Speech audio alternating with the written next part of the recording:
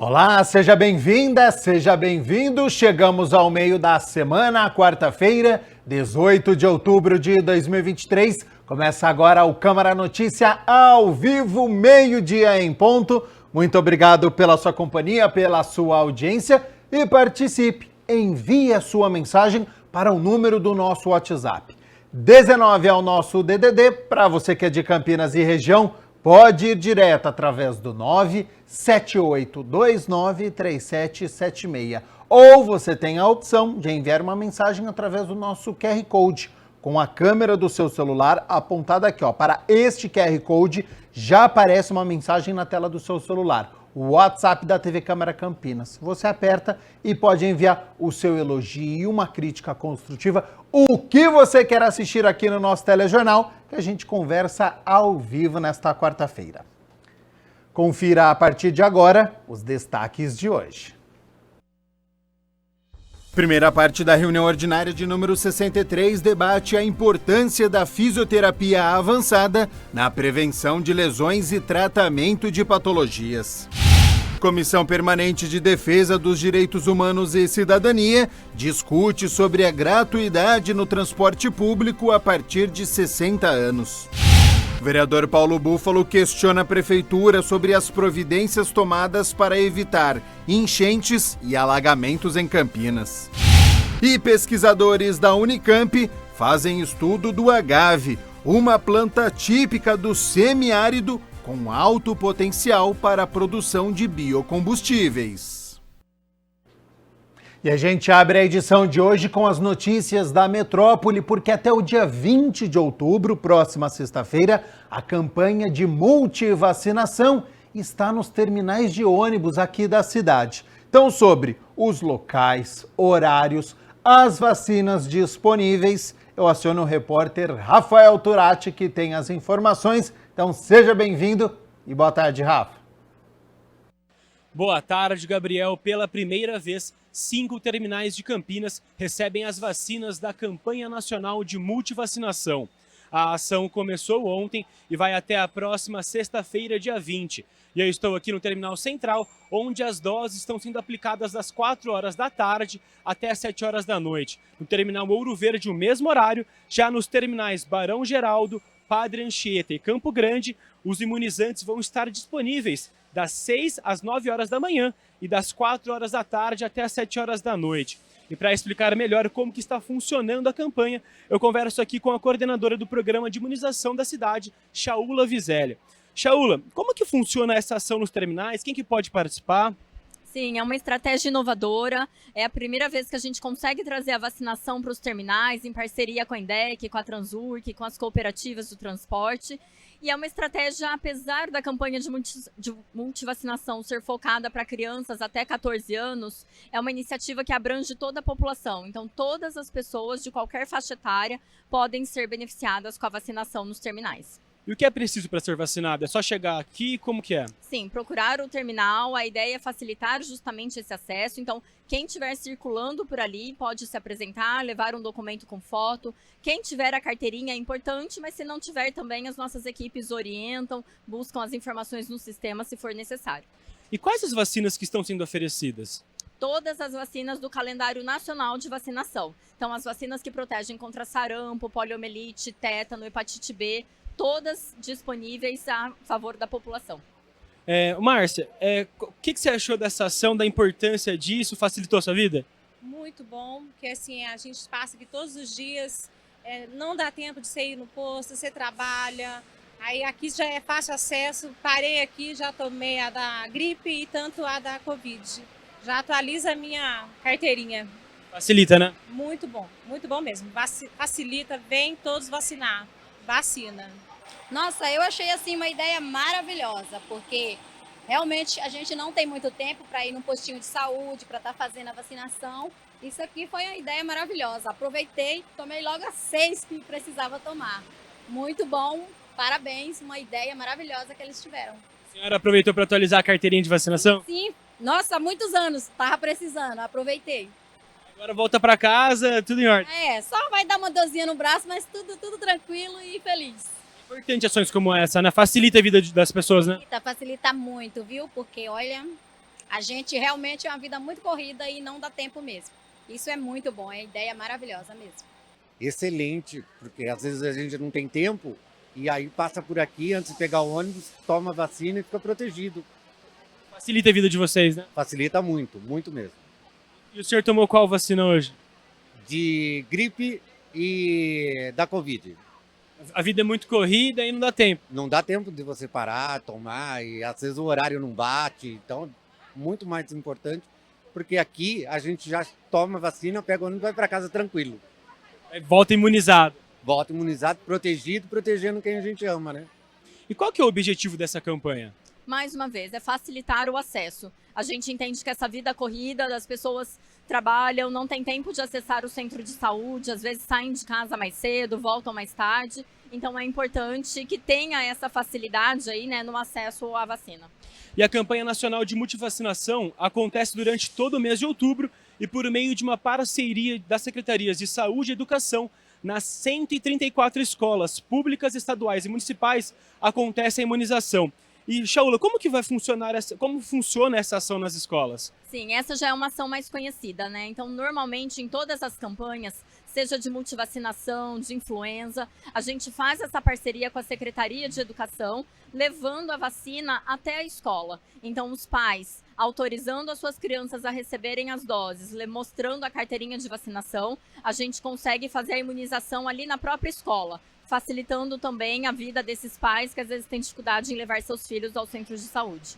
É importante essa parceria entre as Secretarias de Saúde e Educação, né? Facilita muito. Sim, é fundamental, mesmo porque muitas crianças não circulam mais nos centros de saúde, né? Então, adolescentes não ficam doentes, não procuram a unidade, então eles estão na escola. Então, pra gente, quanto mais próximo dessa população, melhor.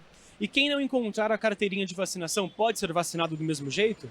Na escola é mais complicado, porque a gente precisa das informações do histórico vacinal. Tá? Então, cada caso é avaliado e o ideal é que na escola os pais encaminhem o termo de consentimento e a carteira de vacinação. E para facilitar ainda mais o acesso da população, a Secretaria de Saúde vai promover outras ações ao longo do mês, né? Sim, a gente continua com a vacinação nas unidades, mas a parceria com os shoppings também tem sido fundamental. Então, aí a gente junta o lazer com a facilidade do acesso. E a gente tem, então, a vacinação no próximo final de semana, no Shopping Parque das Bandeiras, e no último final de semana do mês, no Shopping Unimart. Eu gostaria que você ressaltasse a importância da população se vacinar, né, Shaula? É o nosso slogan, né? Vacinas salvam vidas. Então, acho que não precisa falar muito mais que isso. Hoje a gente tem uma condição de ficar protegido, né, contra várias doenças por meio da vacina. Então, é muito importante que todo mundo receba suas doses. É isso, então. Muito obrigado, Shaula. Gabriel, lembrando que a campanha nacional de multivacinação vai até o final do mês de outubro, com as vacinas disponíveis nos 67 centros de saúde da cidade. É uma grande oportunidade das pessoas atualizarem a carteira de vacinação, né? Volto com você aí no estúdio, Gabriel. Sem dúvida, Rafa, é importantíssimo manter a carteirinha de vacinação atualizada, é cuidar de você, é cuidar de quem você ama. Quero agradecer também a disponibilidade do tempo, as informações que foram passadas aqui pela Shaula Vizelli, ela que é coordenadora do programa de imunização, ação importante então para proteger a todos das doenças. Bom, e olha só, a gente continua falando sobre saúde porque profissionais de enfermagem da Rede Mário Gatti entraram em greve ontem e reivindicaram à prefeitura o cumprimento do piso nacional da enfermagem. Hoje, o desembargador João Alberto Alves Machado, que é vice-presidente judicial do Tribunal Regional do Trabalho da 15ª Região, determinou a manutenção de 70% dos trabalhadores e da prestação de serviço de saúde em todas as unidades da Rede Mário Gatti, sob pena de multa diária de R$ 1.000 por trabalhador que não cumprir a ordem a ser paga pelo sindicato. A gente segue acompanhando essa situação. E olha só, hoje e amanhã acontece no Centro de Referência de Assistência Social Nelson Mandela, no DIC 5, o agendamento para castração gratuita de cães e gatos de moradores residentes nos bairros localizados na região dos DICs. A repórter Alexandra Dias está no local com as informações sobre os horários quem está realizando este serviço. Então seja bem-vinda e boa tarde, Alexandra. Muito boa tarde, Gabriel, e a todos que nos assistem. Nós estamos aqui mesmo, Gabriel, no CRAS Nelson Mandela, do DIC 5, para falar sobre o agendamento da castração móvel que vai acontecer aqui na região. E quem vai esclarecer mais para a gente sobre esse assunto é o Wagner Bellini, o diretor do Departamento de Bem-Estar Animal. Muito boa tarde, Wagner, muito obrigada por essas informações. E fala para a gente como é que vai acontecer o agendamento para a castração hoje e amanhã, né? Sim, boa tarde a todos. A castração acontece hoje e amanhã, como você bem já disse, né? Não é necessário trazer o animal, importante trazer sim um documento pessoal, um comprovante de residência dessa região, da região dos DICs, tá? E ser maior de 18 anos. No momento do agendamento, o munícipe será informado do dia e o local, que vai ser aqui mesmo, né? O horário e o local onde vai acontecer a castração, para ele poder sim trazer seu animal. Wagner, existe algumas restrições como idade ou peso para o animal? Bom, o ideal, o animal vai passar por uma triagem antes de acontecer o procedimento de castração. O animal ele precisa ter pelo menos 5 meses, então a idade mínima é 5 meses e a idade máxima de 10 anos. Além disso, o animal tem que estar em condições de saúde perfeitas, né? Não pode estar anêmico ou acima do peso.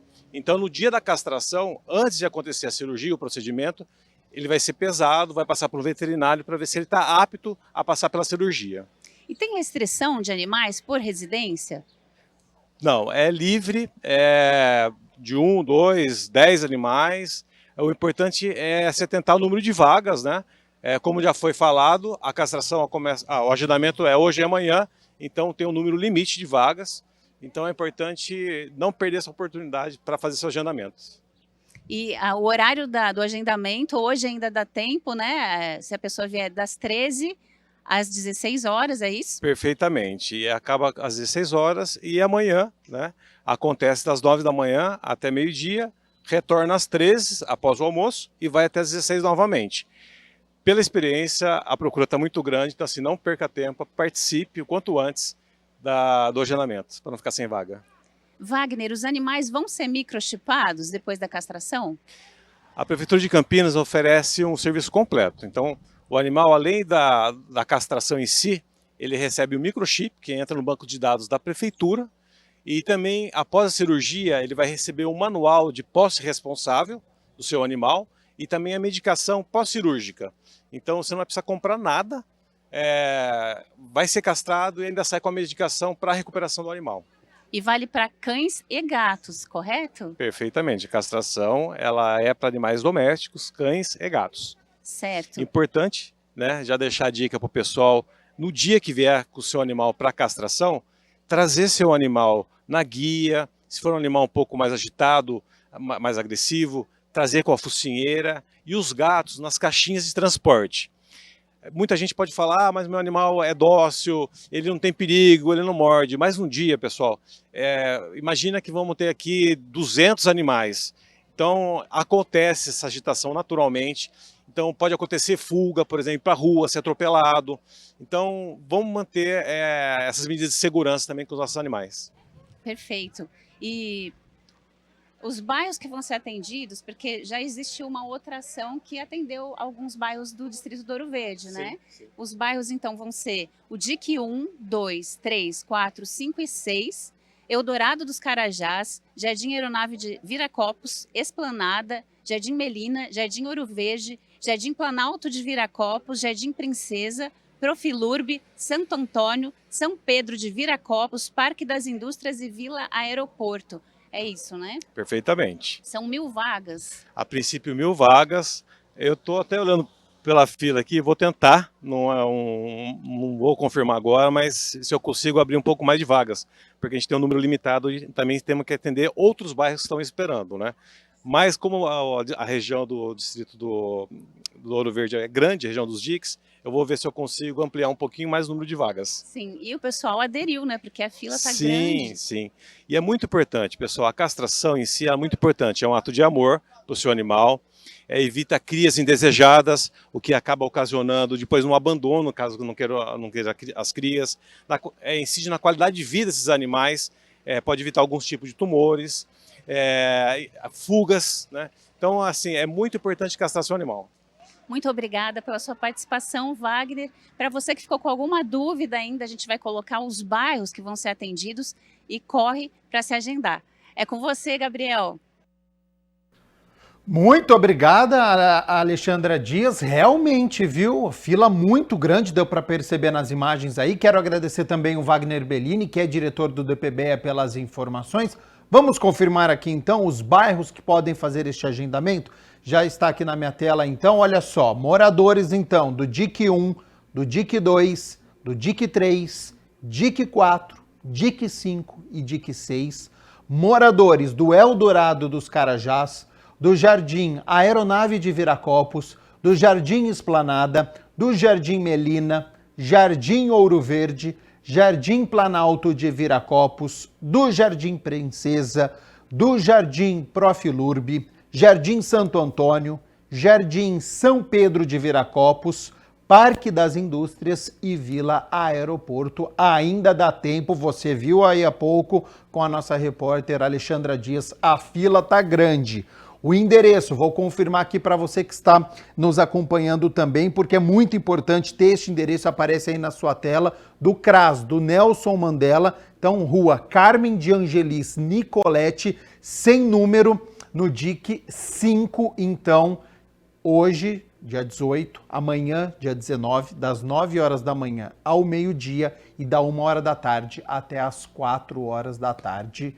Serviço importante e gratuito aqui na cidade de Campinas. E olha só, a Sanasa vai fazer amanhã uma manutenção em 2 registros da Casa de Bombas do Centro de Reservação e Distribuição do São Vicente.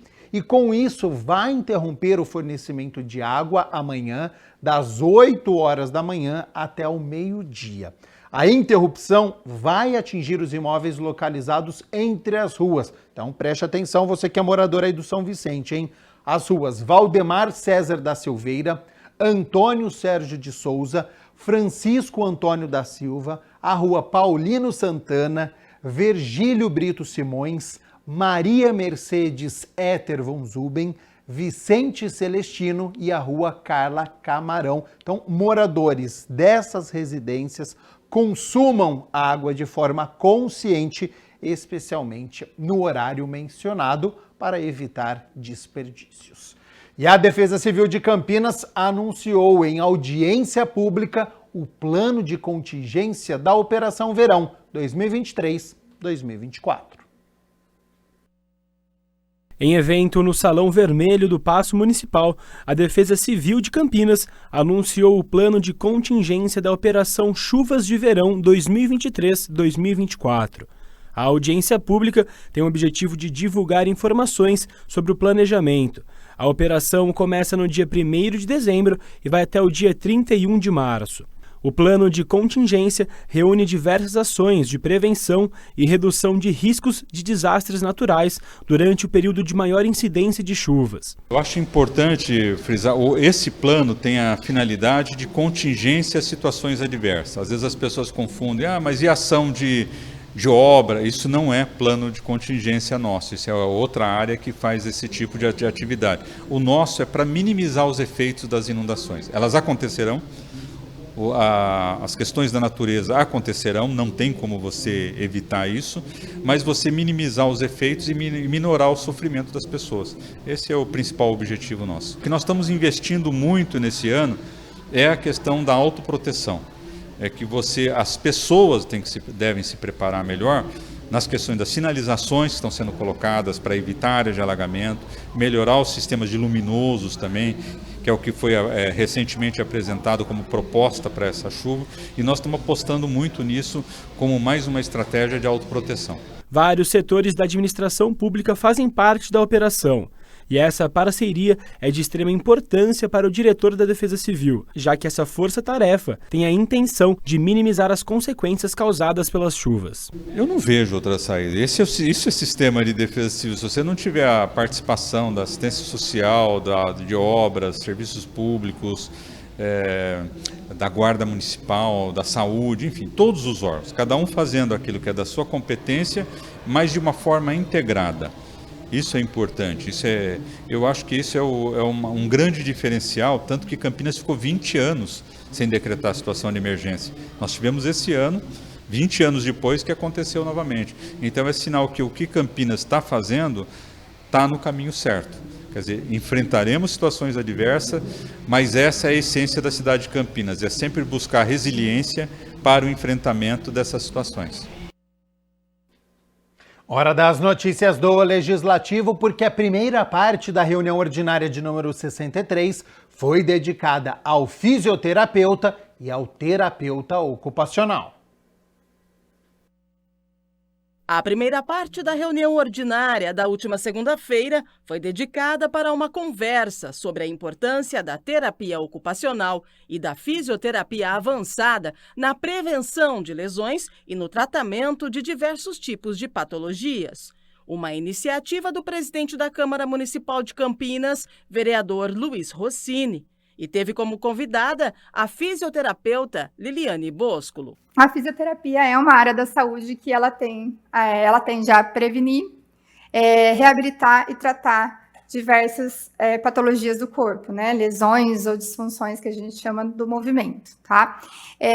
A fisioterapia possui um amplo campo de atuação, a gente pode atender em clínicas, centro de reabilitação, hospital, a domicílio. A gente consegue atender nas escolas, no trabalho também, em vários tipos de atuação que a gente consegue ter.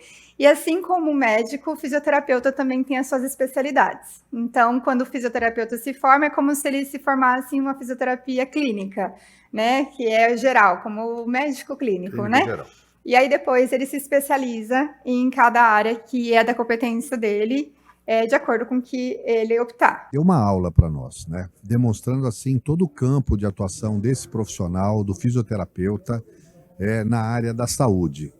Mostrando que a atuação do fisioterapeuta vai além até daquilo que a gente imagina. Muitas vezes a gente pensa no fisioterapeuta quando a gente toma uma torção, quebra um pé, depois fazer a fisioterapia para recuperar movimento. É claro que isso é uma das ações do fisioterapeuta.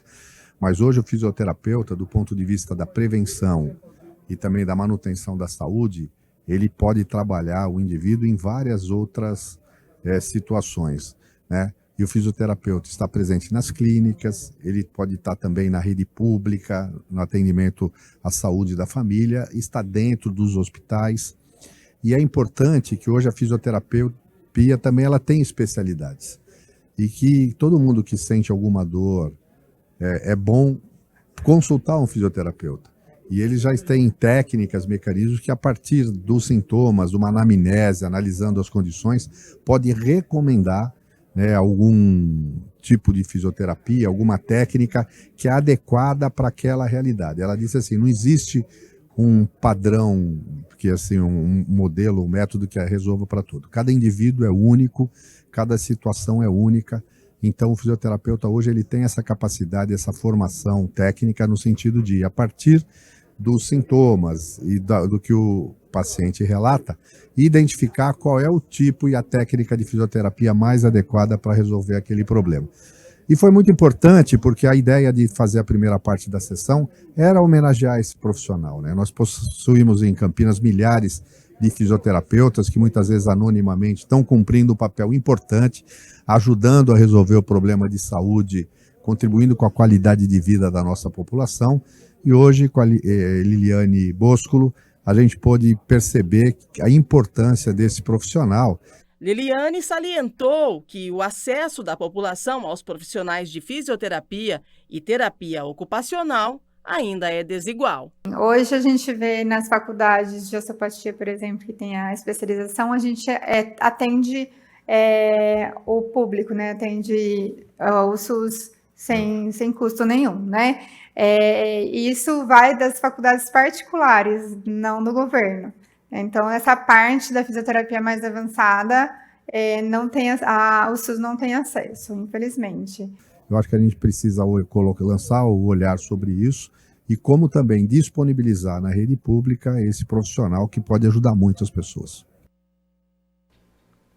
A Comissão Permanente de Defesa dos Direitos Humanos e Cidadania se reuniu pela 8ª vez no ano e debateu a gratuidade na tarifa de ônibus de Campinas a pessoas a partir dos 60 anos.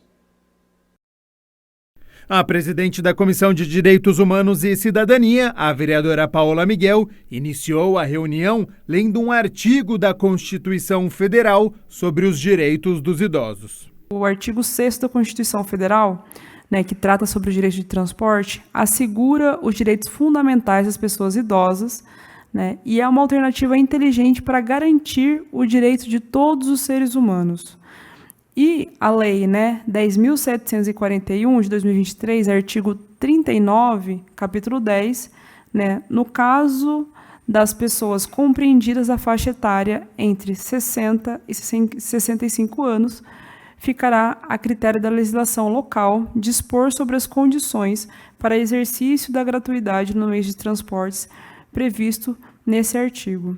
Na região metropolitana de Campinas, já é considerada a gratuidade a partir de 60 anos. O presidente da Associação dos Idosos de Campinas demonstrou que em outros municípios, idosos entre 60 a 64 anos conseguem se deslocar gratuitamente pelo transporte público, mas em Campinas não. Eu estou aqui com a passagem, na próxima quarta-feira estou indo para uma reunião em São Paulo, gratuitamente.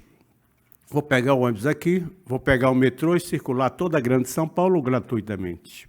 Eu posso pegar o ônibus aqui e circular para qualquer outra cidade gratuitamente, mas eu não posso sair daqui, da Câmara Municipal, para o bairro que eu moro, no Campos Elísio, gratuitamente. A Constituinte deu esse direito a partir de 65 anos e a responsabilidade do Poder Público Municipal em regulamentar a gratuidade a partir dos 60 anos. Representando o Conselho Municipal de Trânsito e Transporte, Walter Oliveira acredita que a gratuidade esporádica em eventos tem surtido resultado. E estender para os idosos a partir dos 60 anos é uma necessidade básica. Hoje, estritamente para o transporte, nós temos 2 horas de integração. Na campanha da vacinação teve gratuidade. Na campanha do Enem vai ter gratuidade, se coloca isso.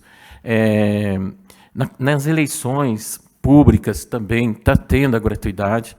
Eu acho que até a secretaria ela deveria se unir com as outras secretarias, ou alguém como a Paola, nessa comissão de direitos, buscar que faça a união dessas questões, a comissão também de mobilidade urbana, ajudar o outro setor, o secretário, outros que falam sobre o transporte, que demanda as atividades do transporte, sobre essa necessidade básica. E o transporte é uma necessidade básica. A gente está falando aqui de gratuidade para um grupo de pessoas de 60 anos. Ao término, a presidente, a vereadora Paola Miguel, diz que fará encaminhamentos ao Poder Executivo com questionamentos.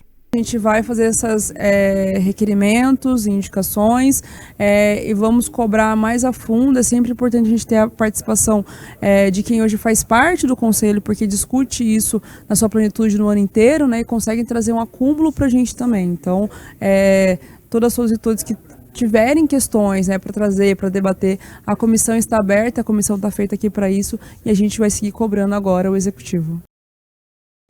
O vereador Paulo Búfalo pede informações de providências tomadas pelo Poder Executivo para evitar enchentes e alagamentos em Campinas. Um dos pontos que preocupam o vereador Paulo Búfalo, autor do requerimento, é na Avenida Norte Sul, que é uma das principais da cidade. Também, especificamente, as marginais do córrego do Pissarrão. Outra área que merece atenção em dias de fortes chuvas, segundo o requerimento do parlamentar, é aqui, olha só, na Avenida Orozimbo Maia.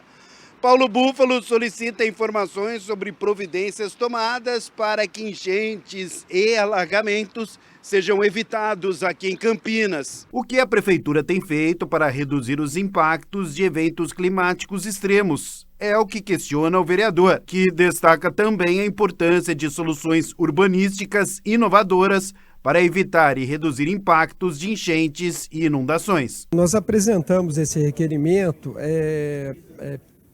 pedindo aí as informações emergenciais que a Prefeitura tomou nesse momento aqui, que foi um momento de vários alagamentos, enchentes na cidade aí, e fizemos isso, inclusive para subsidiar um projeto que eu tive a oportunidade de dialogar contigo, inclusive, que é um programa municipal, né, de enfrentamento a essas situações, que envolve a mobilização da sociedade, investimentos em infraestrutura, enfim. Então nós queremos ver como que a Prefeitura reagiu numa situação real como essa e tirar dali elementos para que nós possamos tramitar o nosso projeto na casa e a cidade poder ter um plano, né, um plano de atenção, um plano, uma política para atenção a essas situações. Então foi esse o objetivo do requerimento.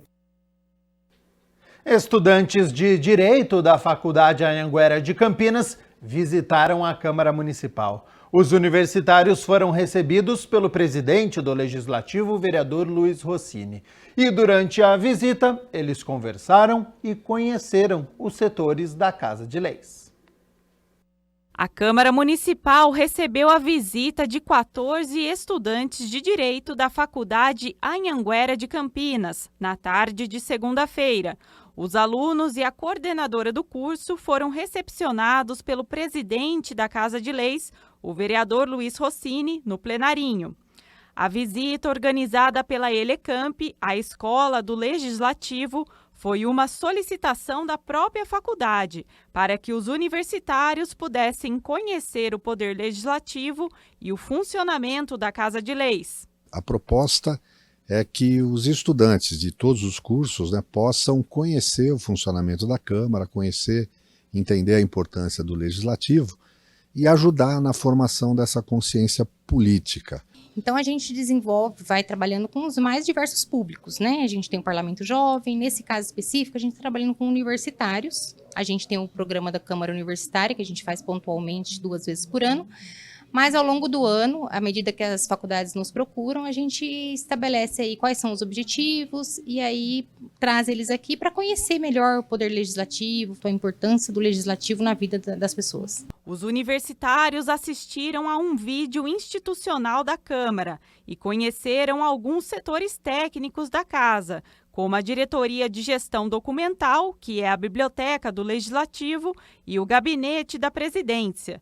Depois, o grupo acompanhou uma aula sobre o papel do vereador na sociedade e também foi convidado a acompanhar a 63ª reunião ordinária no plenário da Câmara Municipal. A coordenadora do curso de Direito da Unidade John Boy Dunlop destacou a importância desse tipo de conhecimento na aprendizagem dos alunos. Com o conhecimento que eles têm aqui, com essa palestra realizada pela Escola Legislativa, eles conseguem, inclusive, ter subsídios para vários trabalhos acadêmicos que são solicitados durante a graduação. E é interessante mostrar a todos, né, não só os estudantes, o público geral, né, o funcionamento, como que são feitos, como que a gente mexe com a vida das pessoas, né, através das leis. É uma oportunidade rica para eles, né, de aprendizado, né, e para a Câmara também de aproximar ainda mais a Câmara da sociedade. 12:00 mais 34 minutos. Muito obrigado pela sua companhia, pela sua audiência. Hoje é quarta-feira, dia de reunião ordinária, a de número 64. A partir das 6 horas da tarde, os vereadores vão se reunir para discutir e votar 9 projetos. Entre eles está em primeira análise projeto de lei de autoria do vereador Nelson Osseri, que prevê a permissão de acompanhante para mulheres durante a realização de exames ou procedimentos que utilizem sedação ou anestesia que induzam a inconsciência.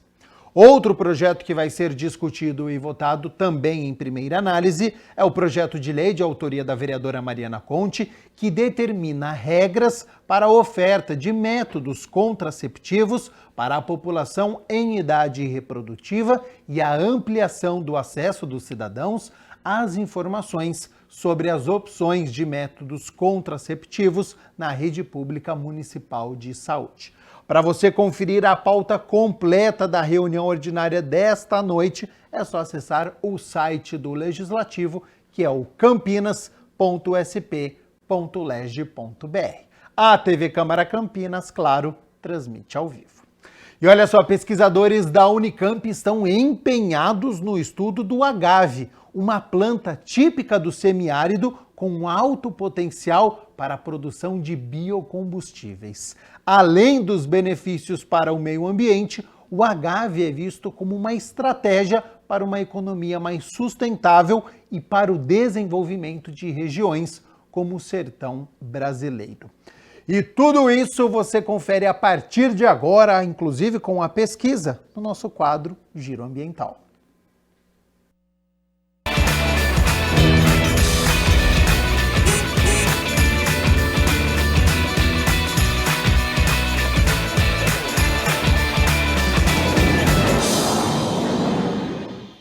Um projeto que promete preservar o meio ambiente e ainda gerar renda para as famílias que vivem no campo, por trás de um uso ainda restrito a poucos produtos, como a tequila, destilado típico mexicano, e as fibras de sisal. A cultura do agave pode abrir as portas para um importante ciclo de desenvolvimento no sertão nordestino. O agave reúne um conjunto gigantesco de oportunidades. A planta, que tem 3 tipos de espécies, oferece uma produtividade bem maior que a da cana-de-açúcar. Ela é cultivada em regiões do semiárido, áreas com pouca geração de emprego. Ela tem 2 características principais. Primeiro, um grande volume de biomassa que ela consegue produzir. E o segundo é o fato dela conseguir produzir esse grande volume de biomassa em solos muito rasos, né? com muita rocha, quer dizer, solos que normalmente não são adequados à agricultura e principalmente em zonas que não chovem, né? Em zonas de semiárido. Uma planta dessa, ela tem, né, na sua composição de biomassa mais de 80% de água. E é diferente, por exemplo, das plantas normais, em que essa água, a maior parte dela vem de irrigação, do que ela pega das raízes e tal.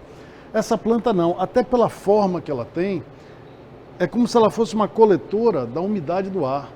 E uma coisa muito curiosa é a seguinte, essas plantas têm uma diferença em relação à cana-de-açúcar. Enquanto que a cana-de-açúcar você colhe anualmente, essas plantas elas demoram para crescer. Então, quando você planta uma planta dessa, sua primeira colheita vai ser após 2 anos e meio e tal. Mas depois disso, né, elas continuam produzindo até 10 anos. E a segunda coisa muito importante é o seguinte, essas plantas que são coletoras de água, como você comentou, elas vivem no semiárido, enquanto que uma área, por exemplo, onde se planta cana-de-açúcar, ela pode ser disputada com outras culturas, como soja, culturas alimentícias diversas, aqui a disputa que você faz é contra a miséria. O professor, que também coordena o Laboratório de Genômica e Bioenergia, afirma que a planta pode gerar uma cadeia produtiva parecida com a da cana-de-açúcar. Por isso, seria possível implantar biorrefinarias baseadas no agave. A cana, ela é mais ou menos homogênea, a cana-de-açúcar quando a gente compara. Daí vocês sabem, produz o açúcar, do açúcar a gente fermenta, produz o etanol. Hoje em dia a gente produz com bagaço a eletricidade e também produz o biogás, né? Essa planta é um pouco diferente. Nós temos diversas variedades. Por exemplo, essa variedade aqui, né, essa espécie, é chamada agave cisalana. Aqui é muito conhecido, né? O Brasil é o maior produtor, especificamente a Bahia, é o maior produtor de cordas de sisal. Essas cordas eram extremamente importantes, né? Chegou a ser, no caso do México, o maior produto de exportação do México.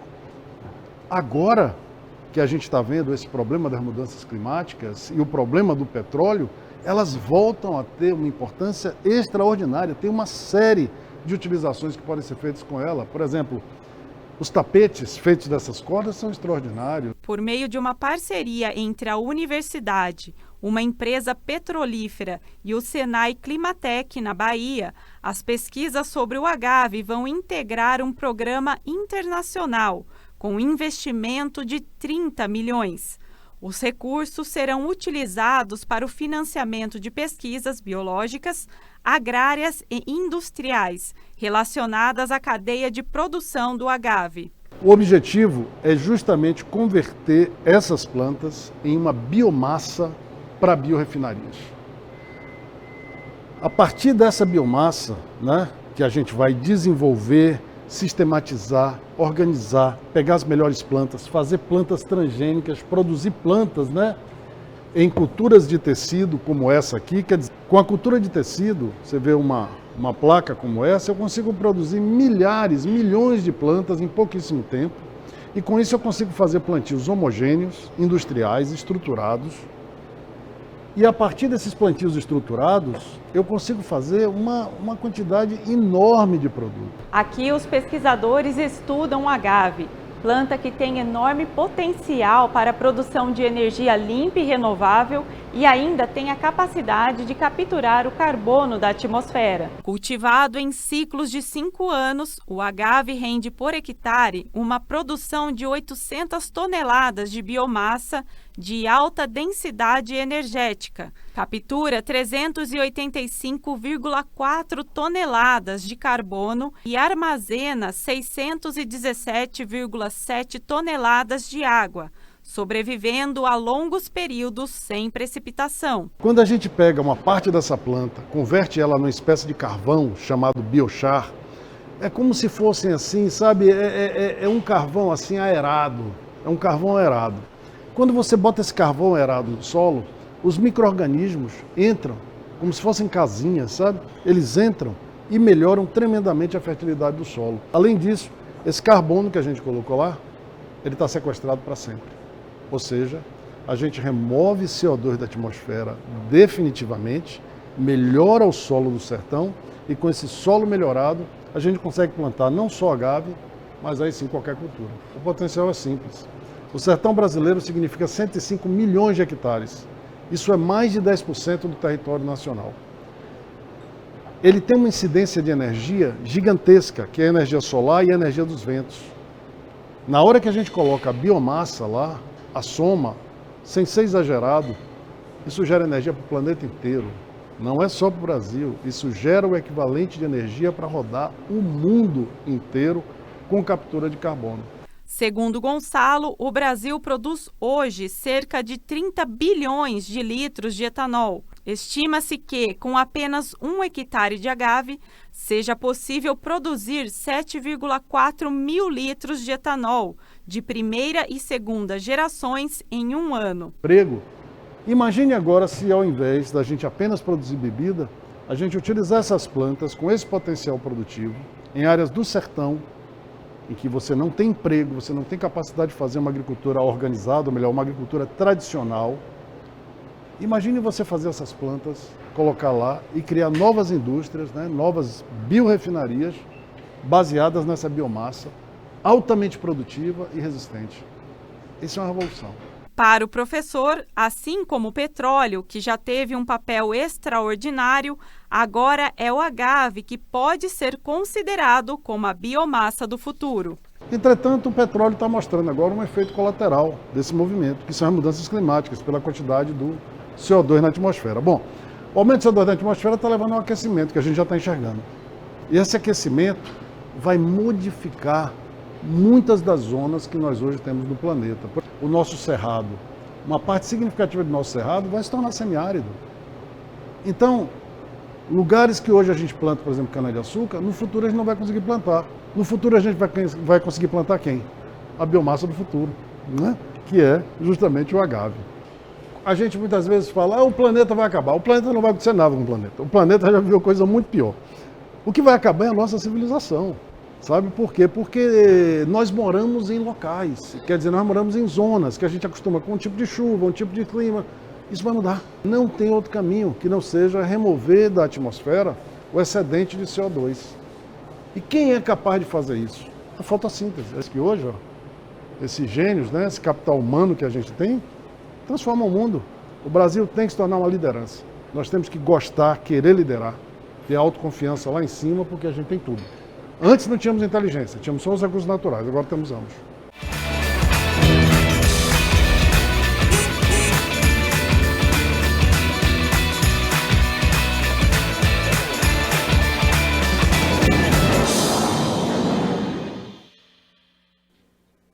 Hoje é quarta-feira, então é dia de falarmos sobre uma atividade que possui um campo de atuação multiprofissional. Indivíduos com diferentes formações podem atuar de educação física, pedagogia, turismo, hotelaria, teatro, dança, entre outras. Este trabalho visa o entretenimento, a integração social, o desenvolvimento pessoal. Então, sobre os desafios de uma recreadora, a partir de agora, se liga na profissão.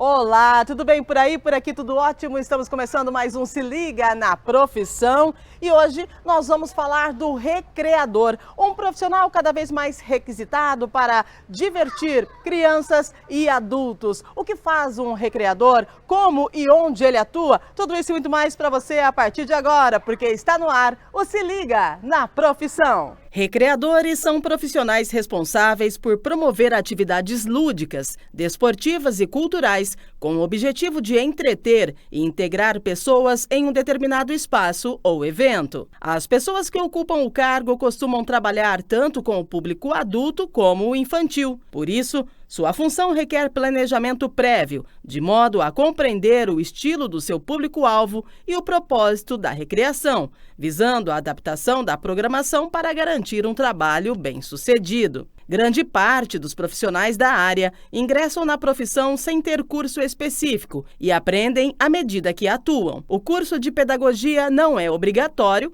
mas pode agregar à profissão. Cursos complementares e oficinas relacionadas à recreação podem ser úteis e ajudar que os profissionais tenham maior repertório e possam se destacar no mercado. E o nosso Se Liga na Profissão de hoje está recreativo. Vamos falar de diversão, entretenimento, tudo que envolve aí a profissão de recreador. Uma profissão cheia de animação, né? Entretenimento para crianças, jovens e adultos. Para isso, nós temos aqui a Marina Sanches de Castro. Ela é recreadora e se dispôs a conversar com a gente aqui no Se Liga na Profissão. Seja bem-vinda. Obrigada, né, por estar com a gente aqui. Obrigada pelo convite.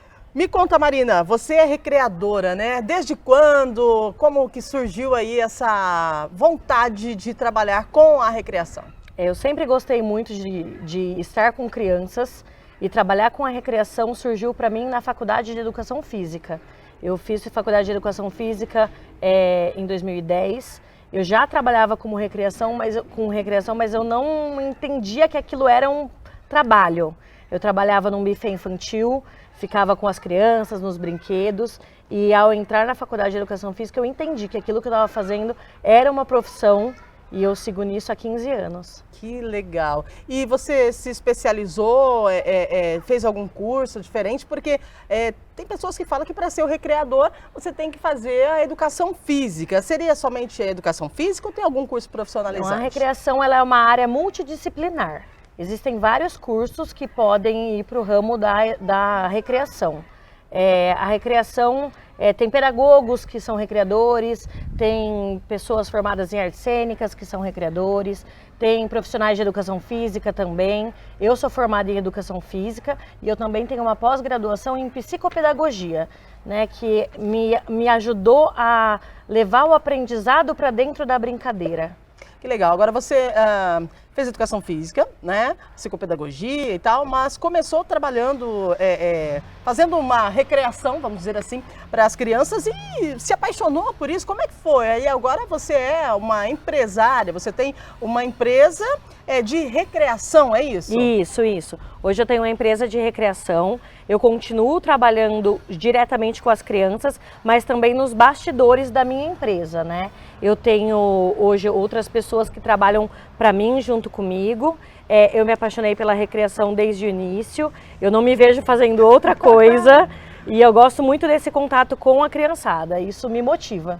Então, você tem uma empresa, né? Então, você é empresária e, claro, vai ficar aí no escritório, vai ficar trabalhando com planilhas, com planejamento, mas você desce pro play. Oh, com certeza. A gente ajuda a criar atividades, a gente ajuda na montagem de programação, a gente ajuda aos recreadores a pensarem no que vão fazer em determinados momentos e a gente gosta de estar junto na hora de aplicar as brincadeiras também. Você fala em criatividade, né? Para ser um recreador, eu imagino que você tem que ter muita criatividade, porque pula corda, amarelinha, piscina de bolinha, isso aí é coisa de praxe. Tem que ter alguma coisa para realmente oferecer um entretenimento. E para isso tem que ter sempre novidade. Como é que funciona aí essa programação, esse planejamento, criar uma recreação? A gente precisa de muita criatividade mesmo. Muitas das atividades elas já existem e a gente faz uma adaptação para que elas se tornem mais atrativas. Então antes existia o esconde-esconde, agora a gente faz o esconde-esconde invertido. Ao invés de uma criança procurar todas as que estão escondidas, a gente faz todas as crianças procurarem a escondida. Então a gente faz uma adaptação, a gente traz temas atuais, filmes infantis, coisas diferentes para que realmente seja atrativo. Porque toda vez a mesma brincadeira eles realmente enjoam. A gente fala muito sobre recreação, né, para crianças, né, que é o de praxe, mas e recreação para adultos, você trabalha também? Também, e também. O que o adulto gosta? Porque o adulto tem aquela criança interior escondidinha lá que quase nunca deixa a criança ser mostrada, né? Mas acredito que quando tem aí um pessoal que é profissional em recreação, acho que acaba se envolvendo, né? Como é que é trabalhar, qual a diferença de trabalhar com o adulto e com a criança na questão da recreação? No início eles têm essa resistência, sim, eles pensam, não vou brincar, né, vergonha, né, mas depois que eles se soltam, a gente vê que é muito mais divertido do que com as crianças. Eles são muito competitivos e a gente instiga, a gente faz jogos que a gente faz guerra de sexos, então a gente faz time das meninas contra time dos meninos, a gente faz um campeonato de truco para ir quebrando o gelo e no final tá todo mundo brincando como se realmente fossem várias crianças ali na correria. E como é que você se sente depois de um trabalho planejado, executado, né, e aí finalizado? Realizada. Realizada. Satisfeita e com o coração tranquilo de que eu fiz o melhor, que a minha equipe conseguiu entregar o que o cliente esperava, que as crianças estão felizes, que os pais ficaram tranquilos em ver as crianças brincando naquele determinado tempo. Então é muito satisfatório. Não tem o que pague.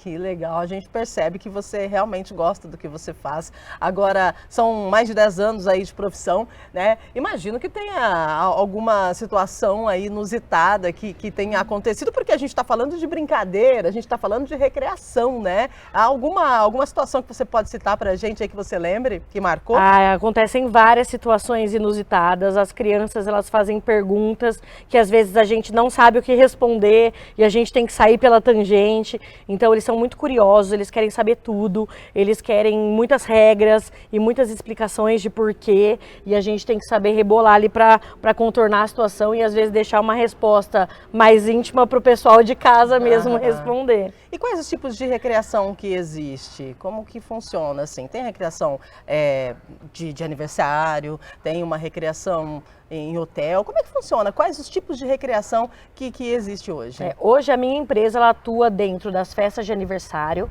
colônias de férias, casamentos e eventos empresariais. Mas a recreação ela é feita em vários locais. A gente tem hoje o turismo pedagógico, né, que são os estudos do meio, que tem o recreador dentro do estudo, dentro do ônibus, aplicando atividade no percurso da escola até o local. A gente também tem recreação em navios, né, em viagens, em cruzeiros. A gente tem recreador também em hotéis, tanto para crianças quanto para adultos. Então o ramo da recreação é bem amplo, o leque é bem grande. E o mercado, como que o mercado recebe, né, a profissão de recreador? O mercado, acho que agora pós-pandemia, tem necessitado mais dos nossos serviços do que antes.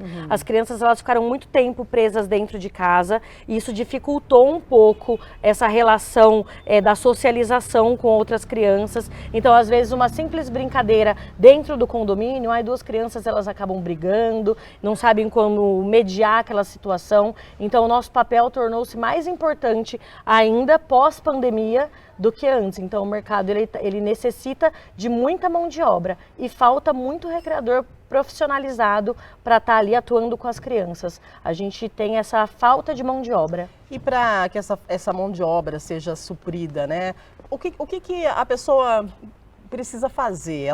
Eu quero me tornar um recreador hoje, então eu vou estudar o quê? Eu preciso necessariamente ter a faculdade, como havíamos dito antes, ou eu posso fazer um curso técnico, me especializar em quê? Quanto tempo demora até eu conseguir me inserir no mercado de trabalho como recreador? Existem cursos que levam essa vertente, que tem a recreação como uma matéria. Existem cursos especializados em recreação. Hoje em Campinas a gente tem a Escola de Recreadores, que é um projeto feito para novos talentos que querem ser inseridos no mercado. Então, eles podem procurar por esses cursos ou escolas, e o mercado da recreação, ele é muito unido. Então, às vezes, a pessoa trabalha para uma empresa e acaba conhecendo um colega que trabalha para outra e é indicado para outra, e eles conseguem trabalhar em várias empresas ao mesmo tempo e fazer com que isso vire realmente uma agenda de trabalho, né? A gente precisa que a pessoa goste de criança, que a pessoa esteja feliz fazendo aquilo,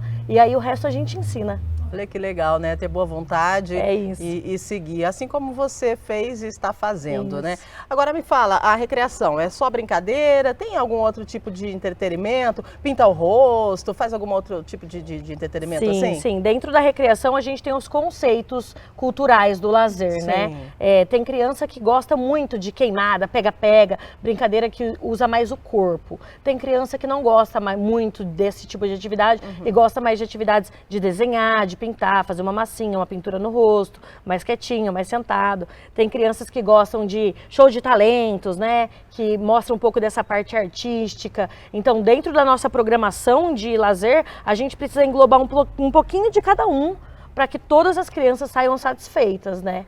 E falando em satisfação, eu acredito que a criança interior da Marina é satisfeita o tempo todo, né? Porque você trabalha com algo que você gosta e aí não tem como não brincar sendo uma recreadora. Sim, é isso mesmo. A gente se diverte, a gente entra na piscina junto com eles, a gente se suja de tinta e a gente adora, é muito bom. Eu me sinto muito bem trabalhando com a recreação, junto com a criançada, e quando eu não tenho a possibilidade de estar, que eu preciso estar no escritório resolvendo alguma burocracia, eu me sinto mal, eu falo, eu queria tanto estar lá brincando.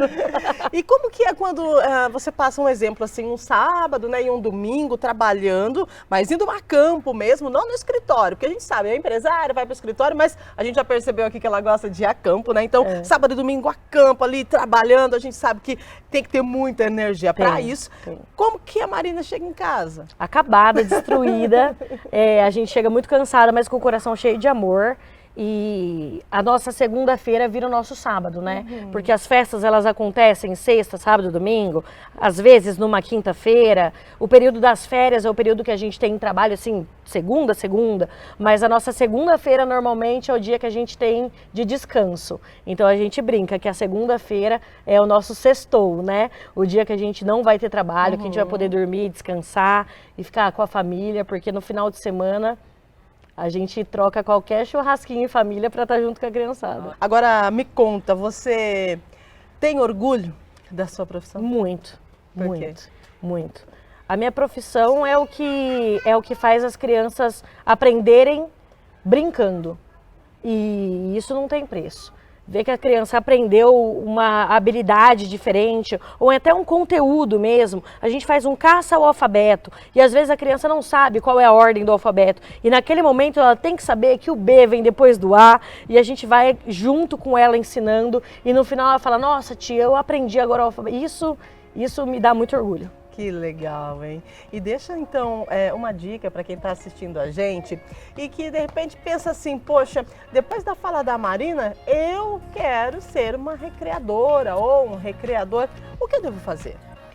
O primeiro passo para você ser um recreador é você encontrar um outro recreador. Isso não é difícil. Assim que você encontrar um outro recreador, ele vai te dar os passos da onde você vai chegar.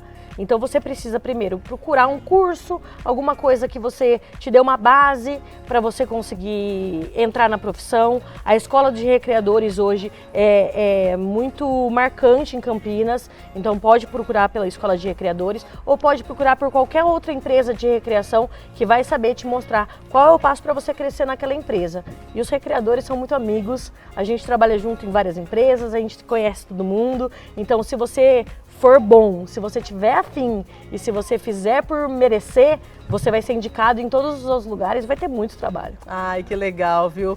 Quero agradecer você por participar com a gente, por disponibilizar o seu tempo. 150 crianças, gente, está aí ó, na empresa. Ela tem uma empresa, então as 150 crianças estão sob a responsabilidade aí dos seus profissionais, Sim, né, sim. dos recreadores em várias partes aqui de Campinas. Então eu agradeço demais a sua presença, o seu tempo, por falar um pouquinho da sua profissão, viu? Imagina, sou eu que agradeço. Falar da recreação sempre é uma honra.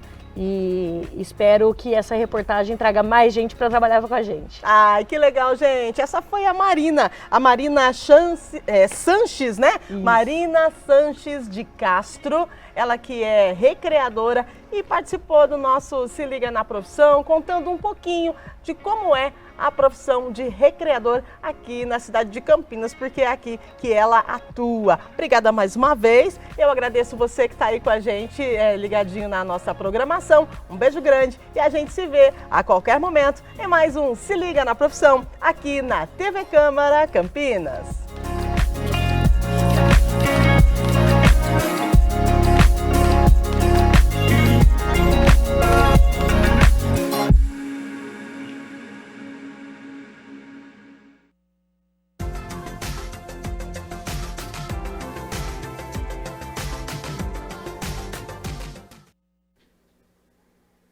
Uma frente fria está se aproximando aqui de Campinas e região e com isso a temperatura cai em relação ao começo da semana.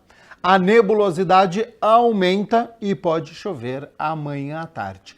Os ventos permanecem, viu, soprando com intensidade moderada a forte, principalmente ao amanhecer e entre o entardecer e as primeiras horas da noite. Vamos às temperaturas então para esta quinta-feira, porque elas já estão aqui na minha tela, com o sol aparecendo entre nuvens, com essa possibilidade de chuva à tarde. E olha só a diferença, hein? No fim de semana, início da semana, a gente estava com temperaturas próximas aos 30 graus. Amanhã, mínima de 16 e a máxima não deve passar dos 27 graus aqui na cidade de Campinas. Tenho convites a fazer a você, hein? Porque daqui a pouco, às 3 horas da tarde, acontece a 8ª reunião da Comissão Permanente para os assuntos da região metropolitana de Campinas. O presidente é o vereador Luiz Cirilo. Às 4 horas da tarde, acontece a 16ª reunião da Comissão Permanente de Constituição e Legalidade. O presidente é o vereador Jorge Schneider. Às 5 horas da tarde, tem a primeira parte da reunião ordinária, com um debate sobre a arte desenvolvida pelos alunos da Escola Estadual Padre José dos Santos, iniciativa do vereador Otto Alejandro. E às 6 horas da tarde, como hoje é quarta-feira, tem reunião ordinária, a de número 64, tudo com transmissão ao vivo aqui da TV Câmara Campinas. Câmara Notícia fica por aqui. Muito obrigado pela sua companhia, pela sua audiência. Continue na nossa programação, ao vivo na sua tela. E nos vemos amanhã na quinta-feira, ao meio-dia. Até lá. Tchau, tchau.